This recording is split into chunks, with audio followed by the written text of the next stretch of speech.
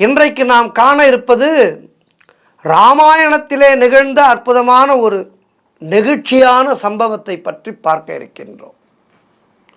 ராமாயணத்திலே வருகின்ற எல்லா பாத்திரங்களுமே நமக்கு ஏதோ ஒரு வகையிலே இந்த உலக வாழ்க்கையினுடைய தத்துவங்களை நமக்கு சொல்கின்ற பாத்திரங்களாகும்.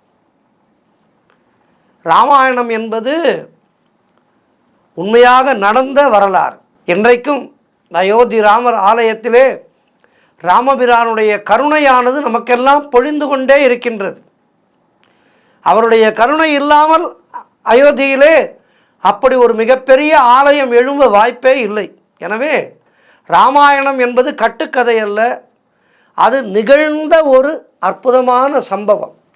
இறைவன் தன்னுடைய அவதாரத்தை அற்புதமாக நடத்தி காட்டி நாம் எல்லோரும் இந்த கலியுகத்திலே எப்படி வாழ வேண்டும் என்பதை நமக்கு வாழ்ந்து காட்டி புரிய வைத்திருக்கின்றார் ஸ்ரீமன் நாராயணன். ராமாயணத்திலே எத்தனையோ நெகிழ்ச்சியான கட்டங்கள் எல்லாம் இருக்கின்றது. பாசம், அன்பு, பிரிவு, காதல் என ஏராளமான கதாபாத்திரங்கள் உணர்ச்சி பிழம்பாக அதிலே இடம்பெற்றிருக்கின்றது. அந்த வரிசையிலே இன்றைக்கு நாம் பார்க்க இருக்கின்ற அற்புதமான ஒரு நிகழ்வு ஹனுமனுடைய தீவிரமான பக்திக்கு சான்றாக விளங்குகின்றது. ராமாயண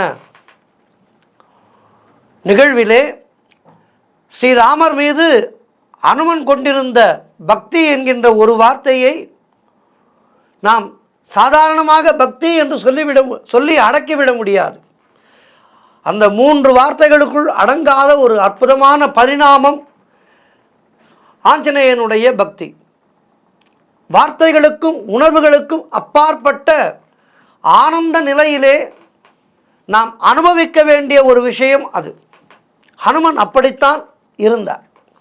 ராமநாமம் என்பது ஹனுமனுக்கு ஊனாக, உயிராக, சகலமுமாக இருந்தது என்று சொன்னால் மிகையாகாது. அவருடைய அந்த பக்தியை உலகறிய செய்ய நினைத்தார் ராமபிரான். ராவண சம்ஹாரம் முடிந்துவிட்டது. அயோத்தி திரும்பிவிட்டார்கள். ராமருக்கு பட்டாபிஷேகம் கோலாகலமாக அயோத்தியிலே நடந்து முடிந்தது. அந்த பட்டாபிஷேக விழாவிலே தனக்கு போரிலே உதவி செய்த அத்துணை பேர்களையும் கௌரவித்து கொண்டிருந்தார் ஸ்ரீராமர். அந்த வகையிலே ஹனுமாரை கௌரவிக்க எண்ணினார். இதற்கு பூரணமான எண்ணம் சீதாதேவியாரும் கொண்டிருந்தார்.